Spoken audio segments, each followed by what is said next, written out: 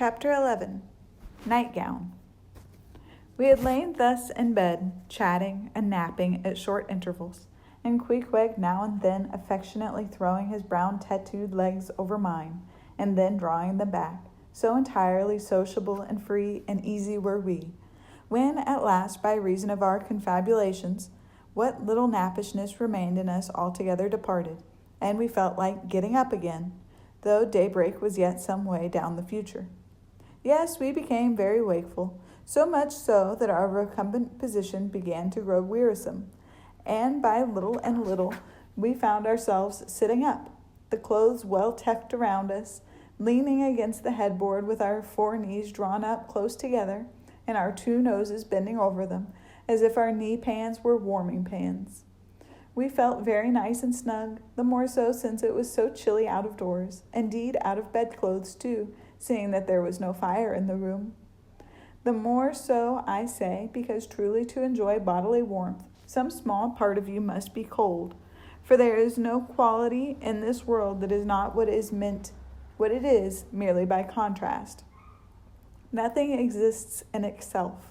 If you flatter yourself that you are all over comfortable, and have been so a long time, then you cannot be said to be comfortable any more.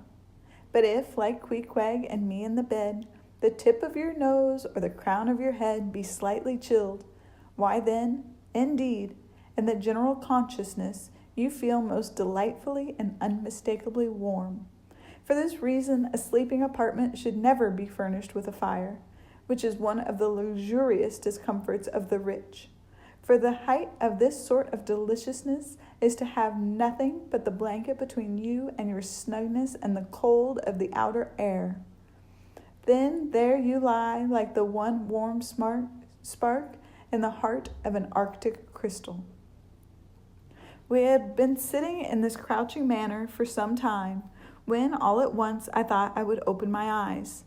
For when between sheets, whether by day or by night, and whether asleep or awake, I have a way of always keeping my eyes shut, in order the more to concentrate the snugness of being in bed.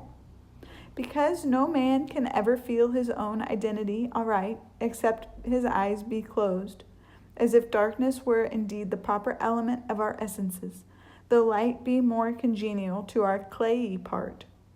Upon opening my eyes then, and coming out of my own pleasant and self-created darkness into the imposed and coarse outer gloom of the unilluminated 12 o'clock at night, I experienced a disagreeable revulsion.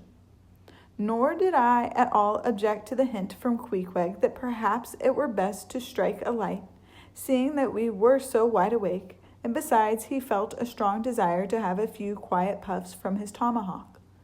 Be it said that though I had felt such a strong repugnance to smoking in the bed the night before, yet see how elastic our stiff prejudices grow when once love comes to bend them. For now I liked nothing better than to have Queequeg smoking by me, even in bed, because he seemed to be full of such serene household joy then. I no more felt unduly concerned for the landlord's policy of insurance. I was only alive to the condensed, confidential comfortableness of sharing a pipe and a blanket with a real friend. With our shaggy jackets drawn about our shoulders, we now passed the tomahawk from one to the other, till slowly there grew over us a blue hanging tester of smoke, illuminated by the flame of the new-lit lamp. Whether it was that this undulating tester rolled the savage away to far distant scenes, I know not. But he now spoke of his native island, and, eager to hear his history, I begged him to go on and tell it.